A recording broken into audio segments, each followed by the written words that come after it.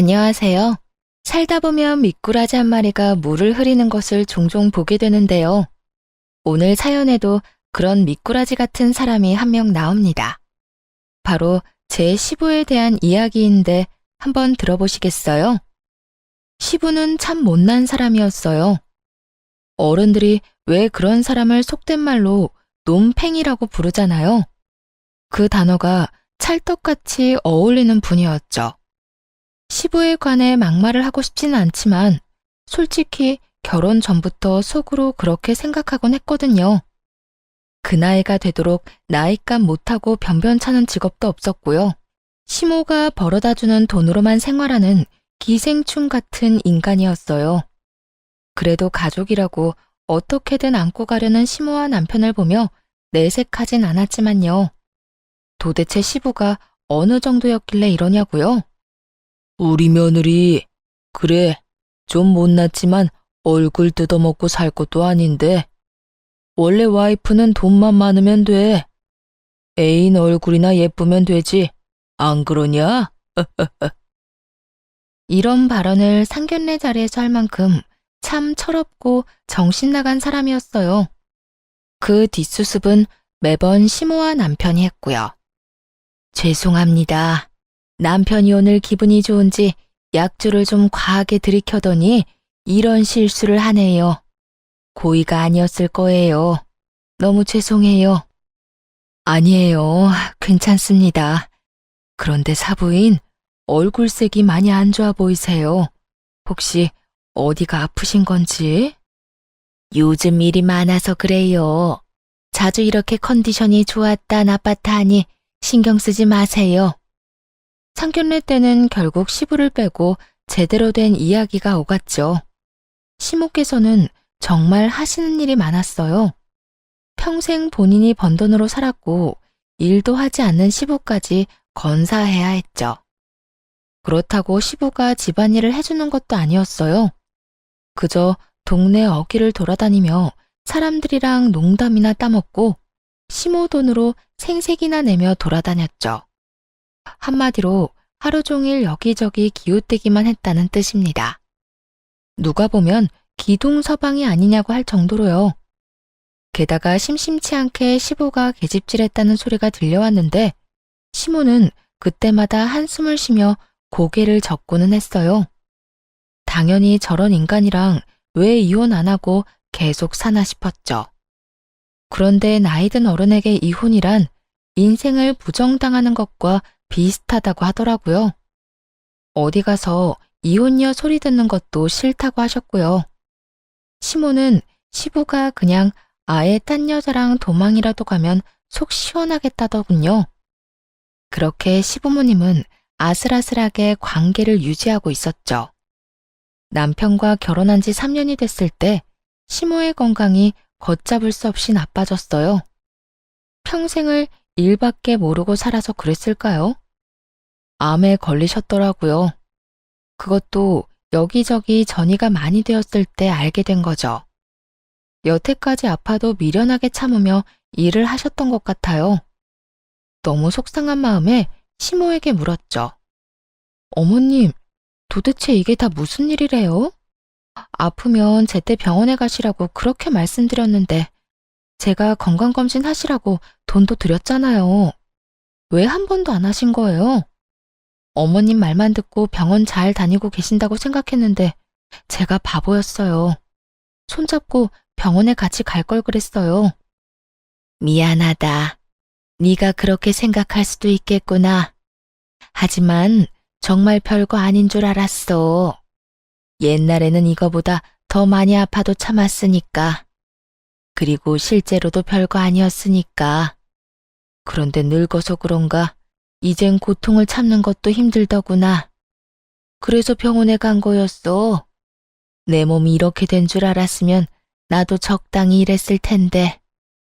그땐 후회해도 아무 소용이 없었죠. 의사의 말에 따르면 상태는 절망적이었어요. 시모의 귀를 피해 보호자인 저희에게 의사가 말하더군요. 그리 좋은 상태가 아니라서 악화만 최대한 늦추는 치료를 해야 한다고 말이죠. 이 상태로 치료를 안 하면 3개월도 넘기기 힘들다고요. 그 말을 듣자 눈물부터 흐르더군요. 남편은 거의 정신이 나갈 지경이었죠. 시모와 사이가 아주 돈독했거든요. 시부가 워낙 밖으로 사고를 치고 돌아다녔으니까요.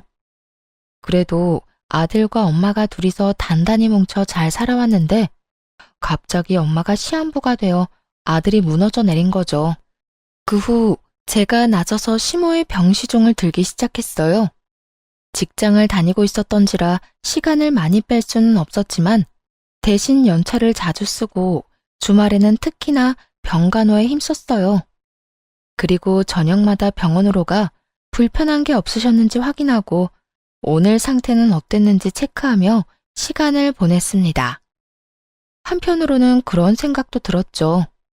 평생 동안 일만 한 시모인데 이대로 병원에만 있어도 괜찮을까? 어디 좋은 곳으로 구경이나 가는 게 더 좋지 않을까? 그렇지만 면역력이 바닥으로 떨어진 사람을 데리고 놀러 갈 수도 없었죠. 그래서 아무 말 없이 시모의 병간호에만 집중했어요. 그 모습을 옆에서 지켜보던 남편은 너무 고마워했죠. 그런 남편 마음을 다 알고 있기에 저도 병간호를 하겠다고 한 거고요. 아이가 있어서 조금 신경이 쓰였지만 남편이 친정 부모님과 함께 아이를 봐주니 그래도 한시름 놓았습니다. 그런데 하루는 남편이 굉장히 미안한 얼굴로 말했어요. 여보, 정말 미안한데 어머니 저렇게 아프고 일 못하고 계시잖아. 그래서 아버지한테 용돈을 조금 드리고 싶어. 한 40만 원 정도만. 어때? 사실 남편은 친정 가게에서 일하고 있었거든요. 그래서 돈을 제가 거의 다 관리하고 있었어요. 가게가 무척 잘 된 덕에 남편 월급이 적지 않아서 모은 돈도 생각보다 많고요. 여태까지 한 번도 시댁에 돈을 주자고 한 적이 없던 남편이었기에 조금 의외라고 생각하긴 했어요. 이 사람이 생각보다 아버지를 위하는구나 싶었죠. 그렇게 남편의 제안대로 시부에게 매달 40만 원씩 용돈을 주기 시작했습니다. 그런데 얼마 지나지 않아 청천벽력 같은 소식을 전해 듣게 됐어요. 예, 너희 시아버지 도대체 왜 그러니? 언니가 지금 사경을 헤매는데 자기는 빨빨거리면서 또 여자나 만나고 다닌대. 그 인간 처음부터 싫었어. 언니를 한평생 고생시키다가 결국에는 외도까지. 언니가 이혼 안 한다고 고집 피워도 아예 둘 사이를 확 끊어놨어야 하는데 결국 죽기 전에 이 꼴을 당하잖아. 시이모님이 오셔서 몰래 전한 말에 어안이 벙벙했죠. 아버님이 외도를 하신다고요? 그래. 지금 동네에 소문이 자자해. 내가 그 이야기 듣고 머리 꼭대기까지 화가 치솟아서 정말. 아니, 인간 말종도 그런 말종이 없지.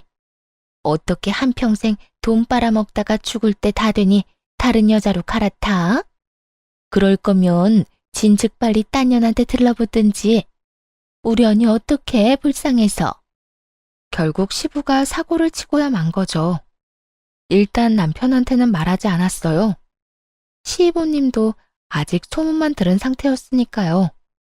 확인되지 않은 일로 안 그래도 힘든 사람 심기 불편하게 만들고 싶지 않았거든요.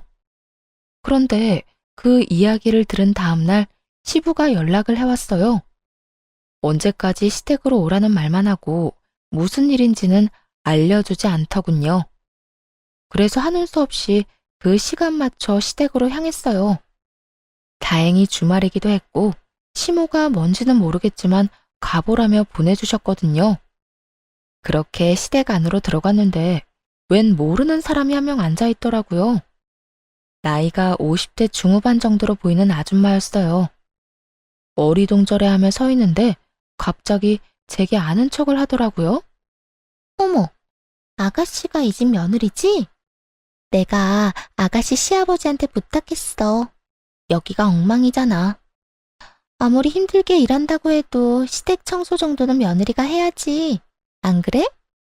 오늘 쓸고 닦고 청소 좀 해줘. 아, 그리고 냉장고 보니까 먹을 게 하나도 없더라. 그러다 건강 축나니까 반찬도 좀 만들어놔. 그러면서 소파에 앉아 천연덕스럽게 TV를 켜고 드라마를 시청하더군요. 죄송한데, 누구세요? 아, 나? 이제 곧 아가씨 시어머니 될 사람이지. 그러니까 당장 청소 좀 해. 얼마나 더러운지. 내가 와보고 깜짝 놀랐다는 거 아니야. 이 사람이 그 소문의 시부 상간녀라는 걸 알고 머리에 피가 몰렸어요. 그렇잖아도 최악의 이미지인데 대뜸 청소와 음식을 하라니 눈이 돌아버렸죠. 마치 자기가 무슨 진짜 시모라도 된 것처럼 말이에요. 그러니까 아줌마가 제 시어머니가 될 거라고요? 왜요? 시어머니께서 두 눈 똑바로 뜨고 아직 살아계신데. 그리고 100번 양보해서 그렇다 쳐요. 근데 지금은 아니잖아요. 완전 생판남이면서 무슨 소리를 짓거리는지 모르겠네요. 너 지금 어른한테 이게 무슨 행동이니? 세상에. 교양도 없고 경우도 없고 예의도 없어. 사람이 잘못 들였네, 잘못 들였어. 자기가 뭔데 앞에 사람을 두고 평가질을 하는지 너무 화가 나서 앞뒤 안 가리고 달려들었어요. 아줌마, 제가 왜 댁한테 그딴 소리를 들어야 하는지 모르겠다고요. 청소하고 싶으면 본인이 하세요. 어이가 없어서. 여기가 내 집도 아니고 또 아줌마가 이 집 주인도 아닌데 무슨 소리예요? 그리고 다시 말하지만 우리 시어머니 아직 멀쩡히 살아계시거든요. 그쪽이나 처신 똑바로 하세요. 알아들었어요? 이 아가씨가 못하는 말이 없네. 나야말로 왜 아가씨한테 그딴 소리 들어야 하는데? 어? 여기 와봐. 세상에. 자기 며느리 잘못 들였어. 아주 예의도 없고 경우도 없고 내가 누군지 알면서도 얼굴 빳빳하게 들고 청소 못하겠다고 하는 거 봤지? 때마침 시부가 등장했어요. 그러자 상간녀는 기세가 등등해져서는 막 퍼붓더군요. 시부가 짐짓 엄한 표정을 지으며 아랫사람을 혼내듯 말했어요. 너 내가 여기 왜 오라고 했는지 알아? 다 이 사람 소개해주려고 그런 거야. 근데 어떻게 이렇게 무례하게 굴 수가 있냐? 이제 곧 네 시어미가 될 사람인데 공경하고 받들 줄 알아야지. 대체 왜 그렇게 못되게 굴어? 이 사람이 제 시어머니가 된다고요? 혹시 그이는 알고 있어요? 아무것도 모르고 있던데. 남편은 저 아줌마를 새어머니라고 생각할 일 눈꼽만큼도 없을 거고, 저도 그럴 예정이에요. 그리고 아버님도 정신 좀 똑바로 챙기세요. 평생을 헌신한 아내 마지막 길에 이런 추태라니 부끄러운 줄 아시고요. 뭐? 야, 너 지금 시아버지한테 그게 무슨 말버릇이야? 누가 시아버지예요? 아픈 시어머니 병시종에 상간녀 뒤치다거리까지 시키려는 사람이 시아버지요? 아니, 사람이 맞긴 한가요? 너 말 다 했어? 아주 눈에 뵈는 게 없구나. 이제 시아버지고 뭐고 눈에 안 들어온다 이거지? 오양 것. 네 남편 믿고 일어나 본데 내가 아들한테 한마디만 하면 넌 당장 아웃이야, 아웃. 그렇게 되는지 한번 해보세요. 남편이 아버님 편들 것 같죠? 어디 보세요.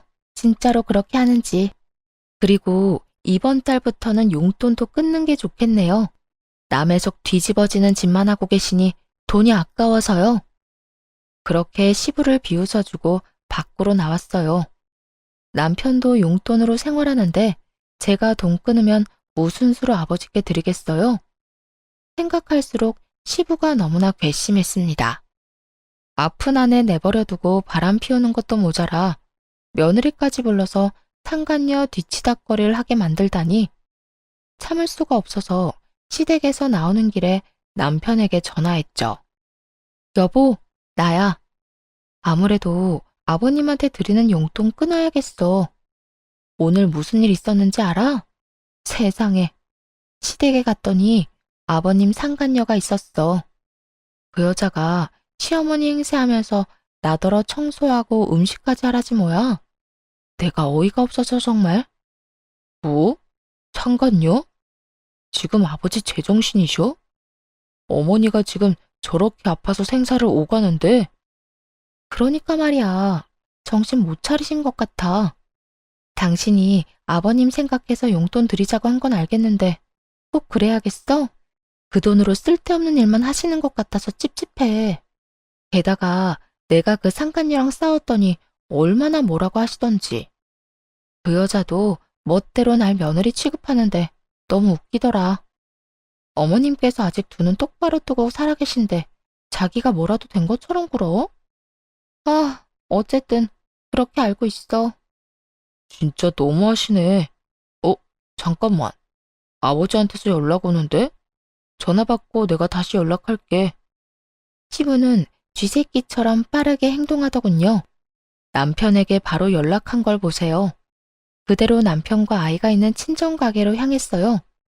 가게 2층에 있는 부모님 집으로 가니 남편이 시부와 큰 소리로 싸우고 있더군요.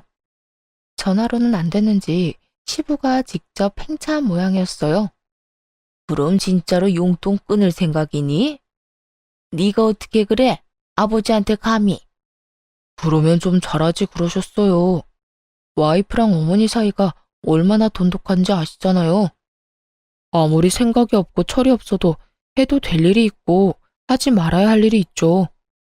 아버지는 최소한의 도리를 저버린 거예요. 어머니가 아직 살아계신데 어떻게 그런 짓을. 저 찾아오지 마세요. 저도 와이프랑 같은 생각이니까요. 이렇게 찾아오셔봤자 어차피 용돈 못 드려요. 결국 시부는 당황한 얼굴로 돌아섰습니다. 그렇게 시부가 포기한 줄 알았죠. 그런데 웬걸 이번에는 돈 달라고 시모를 찾아왔더라고요. 돈 좀 줘.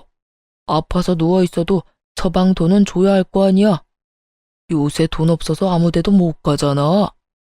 아픈 시모 앞에서 그딴 소리나 짓거리다니. 저 입을 정말 찢어버리고 싶을 만큼 화났지만 참았어요. 여기서 분노할 사람은 제가 아니었거든요. 돈 맡겨놨어? 이제 앞으로는 당신이 벌어. 여태 나한테 가져다 썼으면 됐잖아. 진짜 아무 데도 못 가는 사람 앞에서 돈 내놓으라는 말이 나와. 그리고 분명히 말하는데 상간녀한테 줄 돈 없어. 내가 모를 줄 알았어? 동생이 다 이야기해주고 갔거든. 그래, 여자 후리고 사는데 돈 많이 필요하겠지. 그런데 어쩌나? 이제 너한테 줄 돈 없는데. 나는 단 한 푼도 안 남기고 죽을 거야. 이 괘씸한 인간아. 이렇게 대놓고 화내는 시모의 모습은 처음 봤습니다. 시부도 질린 듯 시모를 째려보고는 나가더군요. 그 뒷모습을 보던 시모가 저한테 큰 소리로 말했어요. 내 통장, 이제 네가 가지고 있거라. 저 인간이 돈 달라고 하면 절대로 주지 말고. 그러자 시부가 헐레벌떡 다시 돌아가 시모에게 화를 냈어요. 미쳤어? 전현이 뭔데 통장을 맡겨? 네 마누라 수발 들어주는 귀한 며느리더러 전현이라고 했어? 네 옆에서 속살거리면서 돈 뜯어가는 여자나 미친년이겠지. 꼴도 보기 싫으니까 당장 나가. 결국 시부는 시모에 의해 병원에서 쫓겨났어요. 그 후 몇 번을 저와 남편에게 전화해서 통장 내놓으라고 난리를 피웠지만 저희가 꿈쩍도 하지 않으니 결국 잠잠해지더라고요. 그렇게 조용하게 시간이 흐르고 시모는 서서히 마지막을 준비하고 있었죠. 굉장히 컨디션이 안 좋던 어느 날 시모가 어렵게 말을 꺼냈어요. 나 죽기 전에 내가 평생 일군 우리 집 거기에 한 번만 갔다 와주면 안 되겠니? 우리 아들이랑 둘이서 오순도순 지내던 집인데 죽기 전에 한 번만 더 둘러보고 싶구나. 시모가 그 집을 얼마나 소중하게 생각하는지는 이미 눈치채고 있었어요. 없는 살림에 열심히 일해서 겨우겨우 가지게 된 집이라고 들었거든요. 아들도 키우고 일도 안 하는 남편 뒤치다꺼리까지 해가면서 말이죠.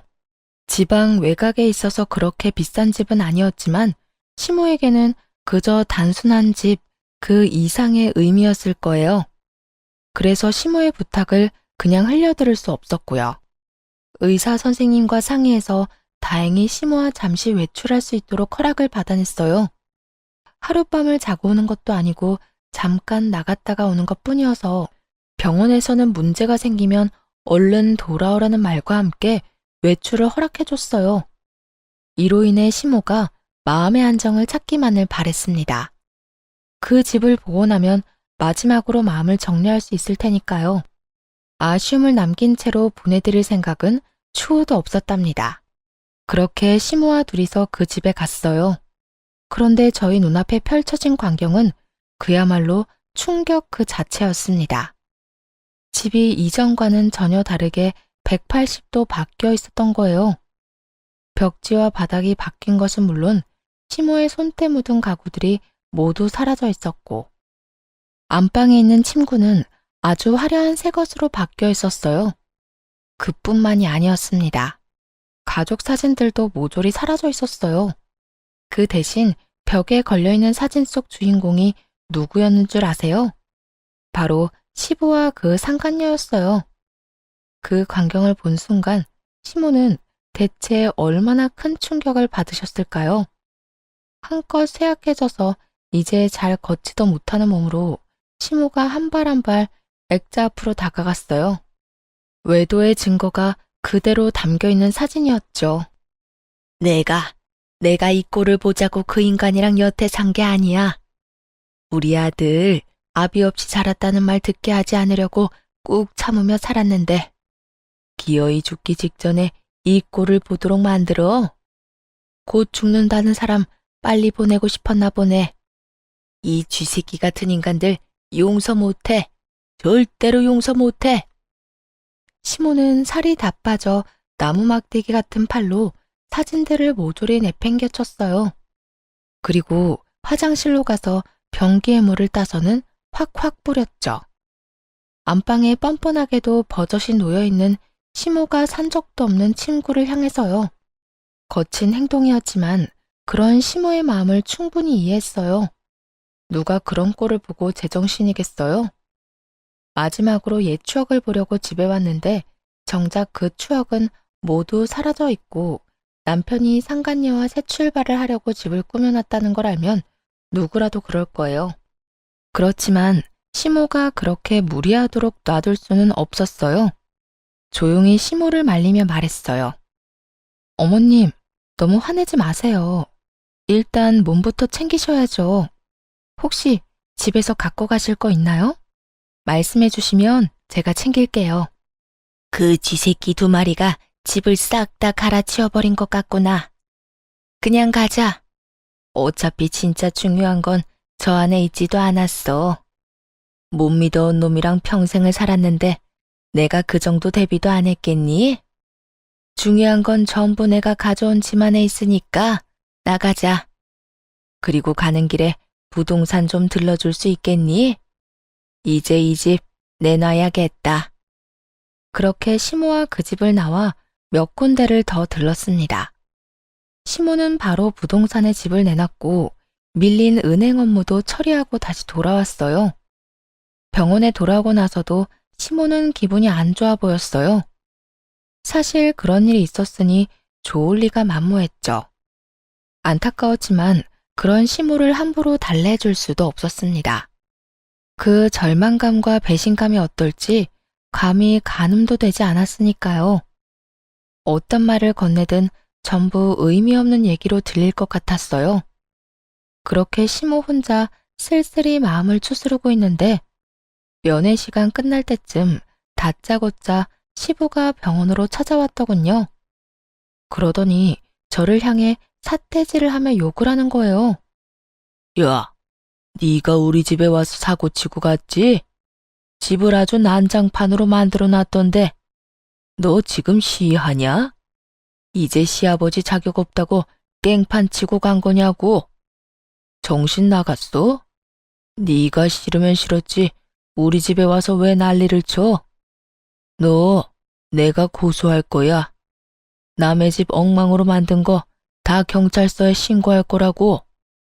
너무 한심해서 대꾸할 가치도 못 느꼈습니다. 옆에서 듣던 시모가 참지 못하고 시부에게 한마디 날렸어요. 그거 내가 했다.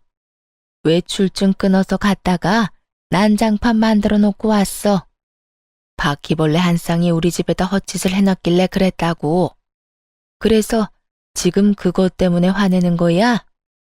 여태 아픈 마누라 한 번을 들여다보지도 않다가 이제 와서 네가 무슨 자격으로 감히 여길 들어와? 앞으로는 못 들어와. 못 들어오게 막을 거니까. 네 얼굴만 보면 구역질 나고 기분이 더러워서 안정이 안 되거든. 그리고 신고하려면 해. 내가 그 집 그렇게 만들었으니까 나를 신고하라고. 물론 할 수 있으면 말이야. 그 집이 내 집인 건 알지? 당신 집은 코딱지만큼도 안 들어간 것도 알고 있지? 그런 주제에 내 짐 다 빼고 상간녀 짐을 들여놔? 상간녀랑 내 집에다 신혼집 차리려고 작정했어? 네가 인간이야? 뭐? 당신이 어떻게 우리 집에 왔어? 아파서 빌빌거리면서 집에는 또 왜 왔대? 죽기 전에 우리 집 한번 눈에 담으려고 했는데 아주 싹 바꿔놨더라. 그년이랑 알콩달콩 재미있게 살고 싶으면 다른 집으로 가, 이 정신 나간 놈아. 이놈의 할망구가 죽기 직전이 되니까 악만 남아가지고. 넌 뭐가 그렇게 잘났어? 뭐가 그렇게 잘났길래 남 하는 일에 시시콜콜 반대하고 난리야? 말 한 번 잘했네. 그럼 내가 잘났지 못났어? 못난 건 너잖아. 평생을 마누라가 번 돈으로 먹고 산 기생충 주제에. 시모의 신랄한 말에 결국 시부는 할 말을 못 찾고 돌아갔죠. 그러나 모든 일이 시모의 생각대로만 되지는 않았어요. 시모가 돌아가시기 전까지도 그 집은 팔리지 않았거든요. 그리 좋은 집도 아니었고 좋은 지역에 있지도 않았으니까요. 게다가 시부가 매일같이 찾아와 돈 내놓으라고 윽박 지르고 난리를 피우더군요. 결국 시모의 정신적인 건강을 위해서 시부를 못 오게 막았고, 덕분에 마지막 며칠쯤은 시모도 편하게 지낼 수 있었어요. 비록 시부의 외도로 인한 스트레스가 컸는지 생각보다 일찍 돌아가시기는 했지만요. 그리고 장례식이 치러졌죠. 그런데 그날 시부가 그 상간녀를 데리고 와서 시시덕거리는 걸 직접 보게 됐어요. 어이가 없었지만 날이 날이니만큼 제 선에서 해결하려고 했는데 실패하고 말았죠. 바로 남편까지 그 꼴을 목격한 거예요. 장례식은 그야말로 난장판이 됐어요. 남편이 눈을 뒤집은 채 불같이 화를 냈거든요. 아버지, 미쳤어요? 여기가 어디라고 저 여자를 데리고 와요. 어머니 가시는 길에 어떻게 진짜 정신 나가셨냐고요? 너 아비한테 그게 무슨 말버릇이야? 이 사람이 도와준다며 와줬으면 감사하다 인사는 못할 망정. 며느리한테 물들어서 너까지 지금 이러는 거야? 뭘 도와주러 와요? 얼굴 안 비추는 게 도와주는 일인 거 몰라요? 가세요.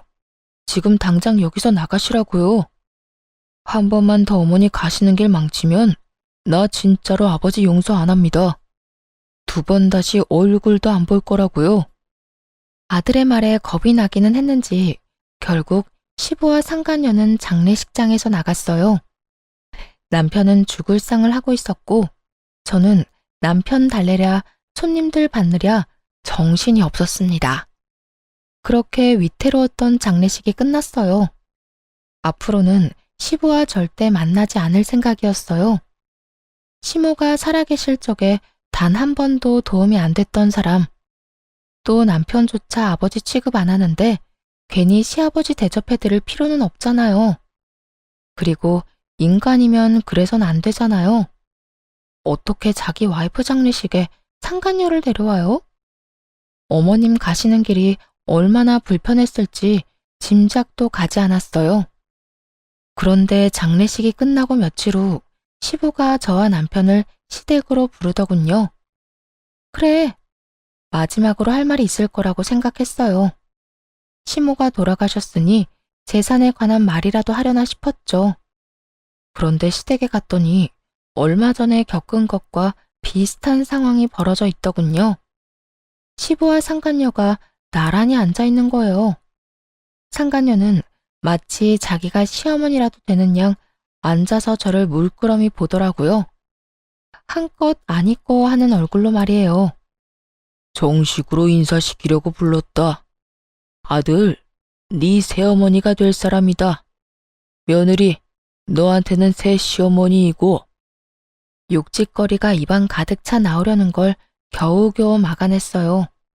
어떻게 시모가 돌아가신 지 며칠 지나지도 않았는데 저런 짓을 할 수 있는 건지 상식적으로 도저히 이해가 안 가더군요.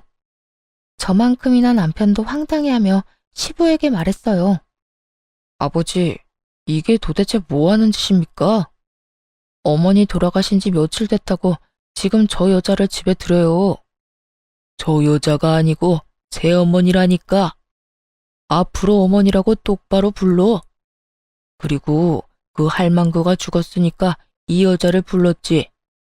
내가 너희 엄마 살아있을 적에 이 사람이랑 혼인신고라도 했니? 아니잖아. 나는 지금 홀몸이 됐고 이 사람도 남편이 없으니 둘이서 살면 그게 부부인 거지. 조만간 혼인신고도 할 거다. 그러니 그렇게 알고 하늘처럼 받들어 모셔라.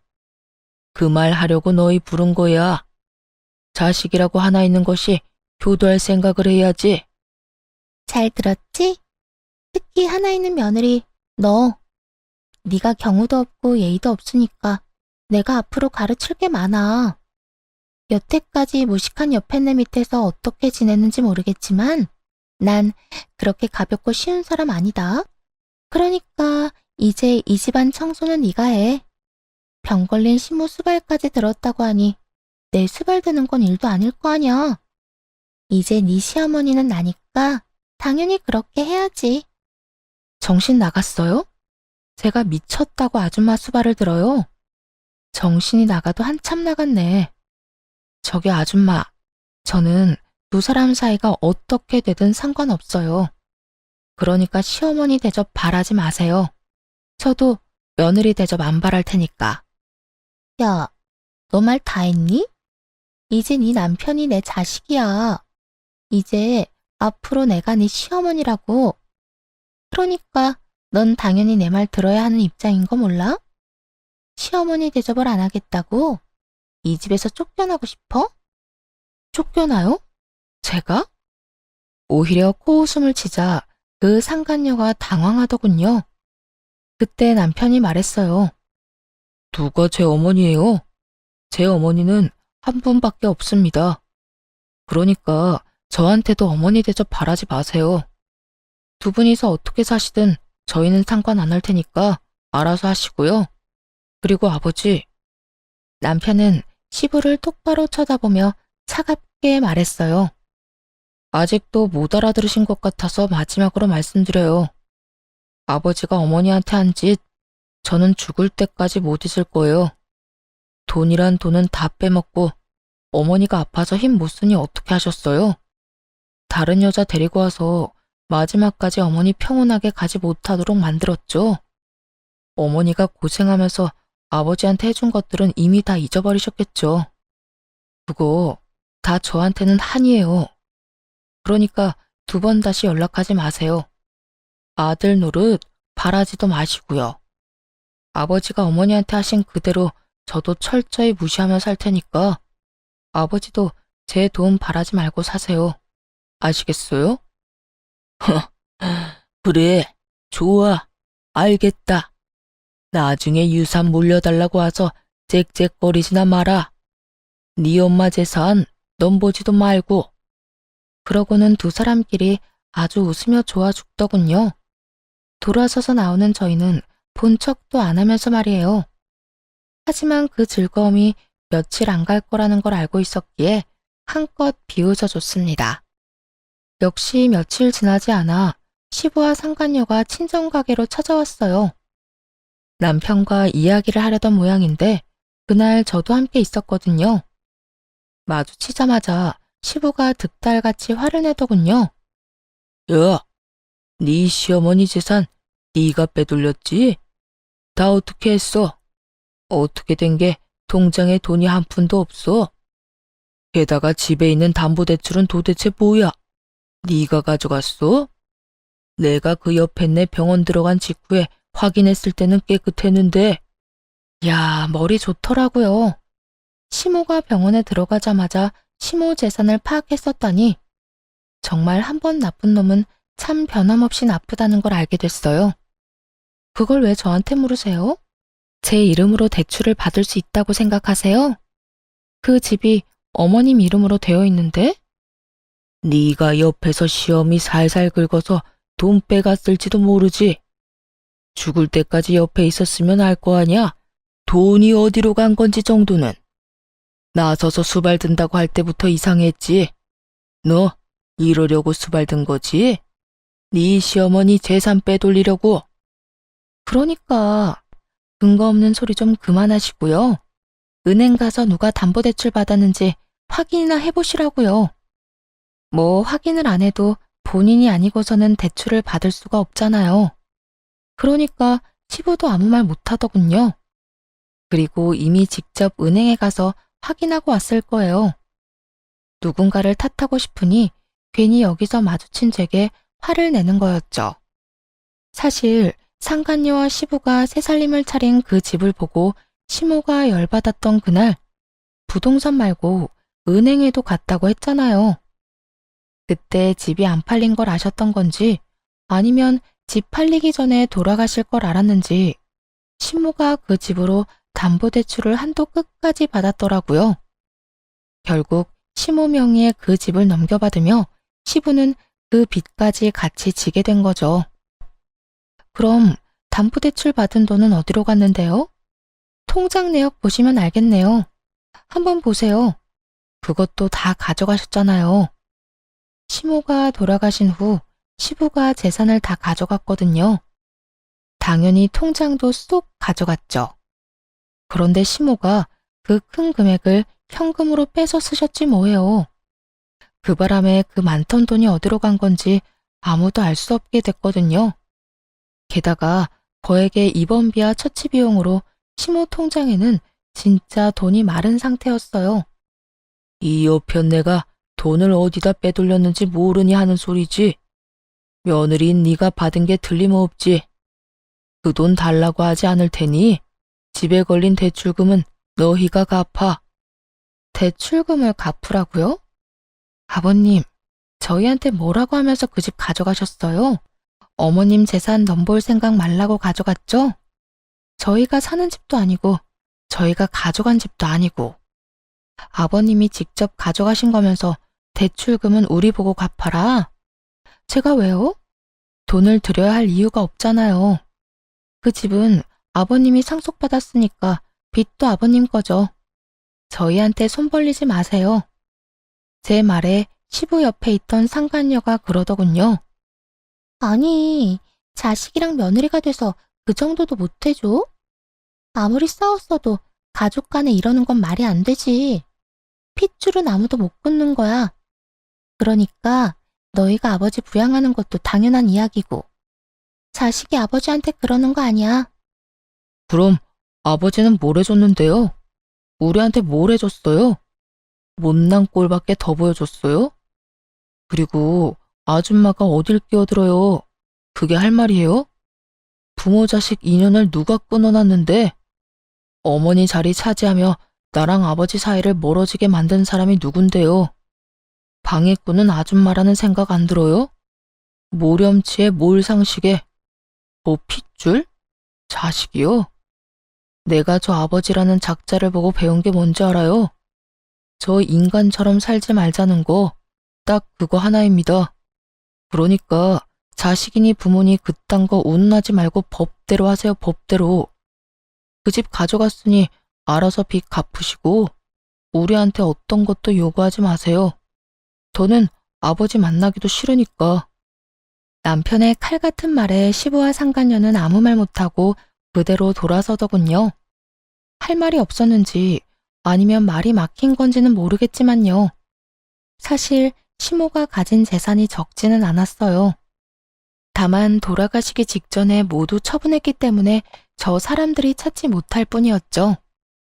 예를 들어 시모는 대출받은 돈으로 귀금속을 여러 개 사셨었어요.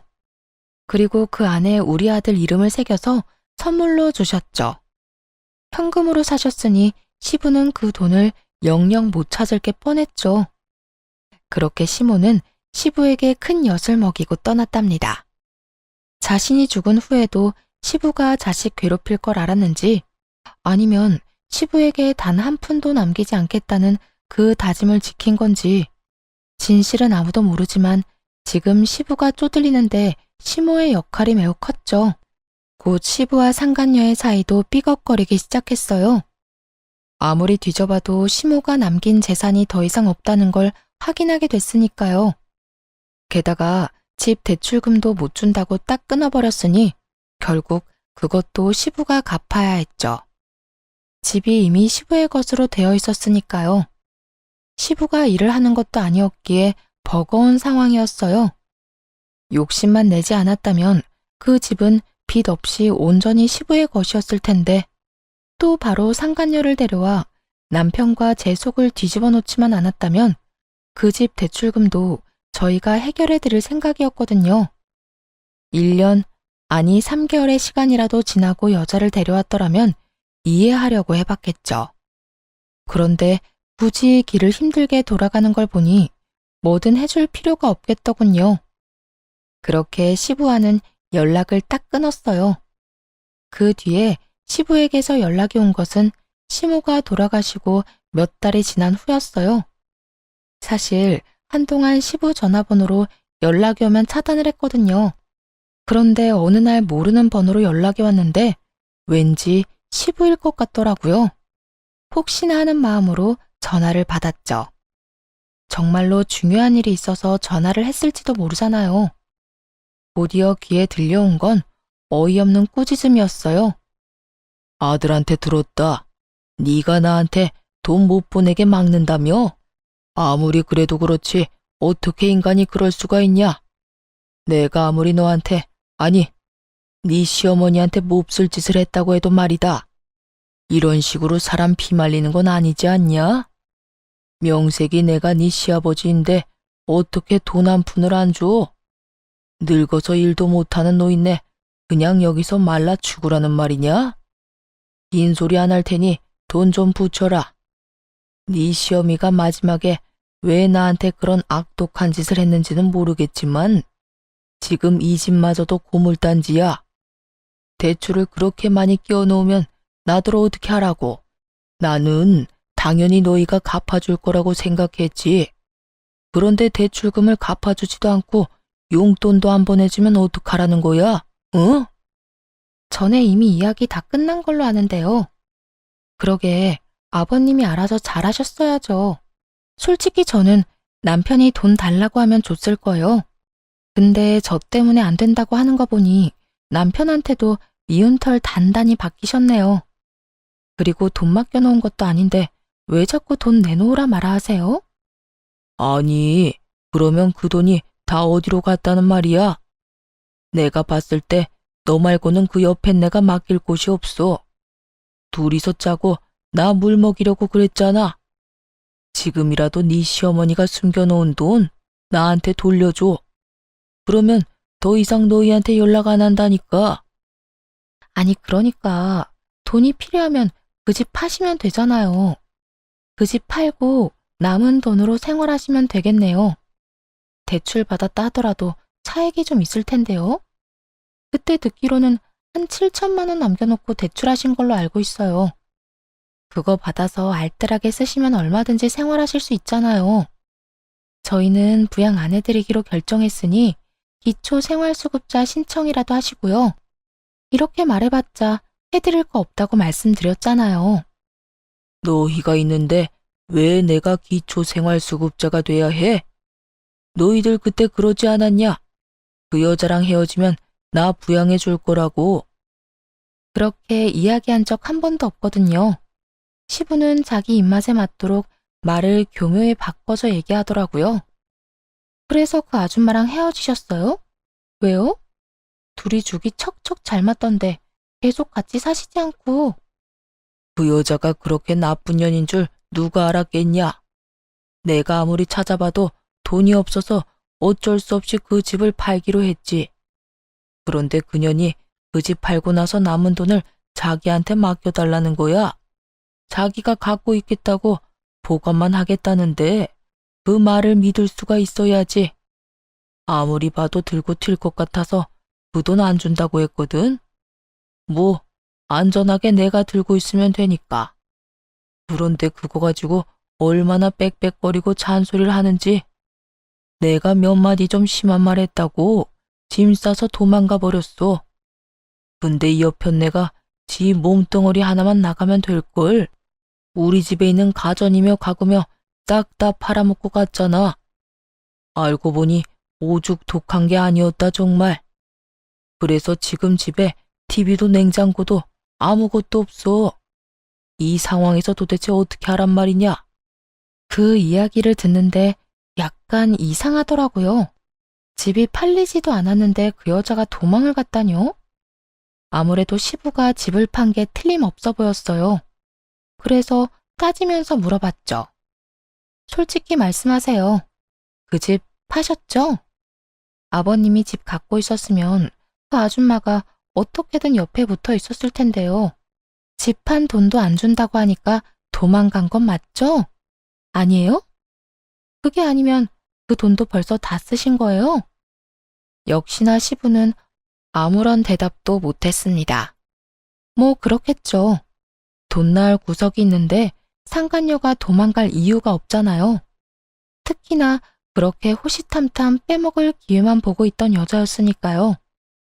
이제 돈 나을 구석이 없는 것 같으니 세간살이 다 팔아먹고 도망친 게 확실했어요. 상간녀는 사랑에 미친 게 아니라 돈에 미쳐 있었다는 게 증명됐으니. 솔직히 쌤통이었어요. 시부는 자기가 뿌린 대로 거둔 상황이었죠. 이런 걸 보고 인과응보라고 하죠. 그래, 네 말대로 집 팔았다. 그런데 그게 뭐가 그렇게 잘못한 일이라고? 그리고 그 여자도 이제 없는데 무슨 상관이냐? 너희가 나 모셔야지. 늙고 나니 믿을 건 자식뿐이다. 그러니 너희가. 저희한테 책임지우지 마세요. 뭐 전화만 하면 다 해결될 거라고 생각하셨어요? 7천만 원쯤 되는 큰 돈을 1년도 안 돼서 다 쓰셨으면서 웃기네요. 그리고 돈 필요하면 아들한테 이야기하세요. 저는 남편이 달라고 하면 준다니까요. 그런데 어쩌죠? 남편은 저한테 아무런 말도 안 했거든요. 내가 이야기 안 해본 줄 알아? 상황이 어렵다고 제발 돈 좀 붙여달라 애원을 해도 안 주더라. 이게 네가 한 짓이 아니면 누가 한 짓이야? 내 아들 쥐락펴락하는 것도 이제 그만둬라. 너 때문에 부자 간의 거리만 멀어지고 있어. 집안의 여자를 잘못 들였지. 마누라도 죽으면서 남편 뒤통수 치더니 며느리까지. 뒤통수는 아버님이 쳤겠죠. 어머님이 왜 그렇게 독하게 재산 다 없애고 가셨는지 이제야 이해가 되네요. 아버님이 고마운 줄도 모르고 욕이나 해대는 사람이니 그러셨겠죠. 이러니 아들도 아버지한테 돈을 안 주겠다고 하지. 제가 두 사람을 멀어지게 하는 게 아니라는 거 아직도 모르시겠어요? 이런 식으로 남한테 기대기만 하고 피땀 흘려 번 돈을 가져가려는 게 문제라고요. 그 행태가 사람을 질리게 하는 거예요. 그리고 양심이라는 게 있으면 아내 장례식장에 다른 여자는 데리고 오지 말아야지.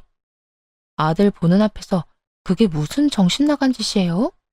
혼자서 정 떨어지는 짓은 다 해놓고 이제 와서 또 남 탓. 제발 좀 부끄러운 줄 아세요. 결국 전화를 끊고 화가 나서 남편에게 이 일을 말했죠. 시부가 제게 전화해서 난리쳤다는 걸 안 남편은 한숨을 푹 내쉬더군요. 그러고는 무언가를 결심한 듯 시부에게 당장 전화했어요. 시부는 자기한테 돈이라도 주려는가 보다 싶었는지 아주 밝게 전화를 받더군요. 그래, 나다. 돈 주기로 했지? 내가 오늘 며느리한테 전화해서 한 소리 했다. 어디 어른한테 못하는 소리가 없는지. 아버지, 이참에 확실히 말씀드릴게요. 저는 돌아가시기 전에 어머니 가슴에 대못 박은 아버지 절대로 용서 못해요. 그리고 장례식장에서 한 짓도 용서 안 할 거고요. 그러니까 남처럼 사세요, 남처럼. 왜 이제 와서 아버지 노릇을 하려 하세요? 평생 그런 척도 한 적 없으면서 왜 자식한테 들러붙으려 하냐고요? 다 늙어서 힘 없어지니까 편하게 살려는 심보 다 알고 있어요. 전 어머니랑 달라요. 어머니는 그런 아버지 다 받아줬겠지만 저는 받아들일 생각 없습니다. 그러니까 이제 연락도 하지 마세요. 부자간 인연은 여기서 끊긴 걸로 할 테니까요. 그리고 와이프한테도 전화하지 마세요. 앞으로 또 돈 때문에 전화하면 경찰에 신고할 테니 그렇게 알고 있으세요. 야, 아들, 네가 어떻게 나한테 그런 말을 해? 어떻게 네 아버지한테? 핏줄은 끊을 수 있는 게 아니다. 아들아, 다시 한번 잘. 시부가 애원하는데도 남편은 전화를 확 끊어버리더군요. 화가 많이 났는지 숨을 몰아쉬는 남편을 옆에서 잘 달래줬어요. 남편이 시모 사진을 보며 애틋해하는 걸 자주 봤거든요. 그래서 부자 간의 인연을 끊은 결정을 충분히 이해할 수 있었어요. 시부는 그렇게 된 후에야 가족의 소중함을 깨달았던 것 같아요. 기생충처럼 평생 다른 사람이 벌어다 준 걸로 먹고 살다가 와이프도 자식도 상간녀도 다 떠나가고 나니까 그제서요. 하지만 이미 너무 늦고 말았죠. 가족들의 마음이 굳게 닫힌 후였으니까요. 와이프 돈으로 떵떵거리면서 사장님 소리나 들으며 지냈던 사람이라서 그랬을까요? 이제 그러지도 못하고 집에만 박혀 있어야 하니 시부가 어떻게 된 줄 아세요? 우울증에 걸려 병원 치료를 받는다고 하더군요. 게다가 스트레스가 심해져서인지 파킨슨 병까지 진단받았더라고요. 어떤 사회복지사가 시부 상태를 이야기해줘서 그제야 알았습니다. 병원이나 요양원 입원을 한번 생각해봐야 할 것 같다고 하더라고요. 어쩔 수 없이 요양원에 입원을 시키고 매달 요양원비는 내주고 있어요. 찾아간 적은 입원할 때 딱 한 번뿐입니다. 그 뒤로는 가본 적도 없어요. 가족의 소중함을 모르고 함부로 대하면 결국은 혼자 남겨지기 마련이에요. 후회하고 깨달으면 다행이지만 늦으면 늦을수록 만회하기 어렵죠. 가족한테도 절대로 용서받을 수 없다는 걸 알았다면 시부는 이렇게 되지 않았겠죠. 자식한테 더 잘해줘야지. 인간적으로 기본적인 도리는 지켜야지. 시부를 보며 요즘 이런 생각을 하곤 합니다. 지금까지 긴 글 들어주셔서 감사드립니다. 모두 좋은 하루 되세요.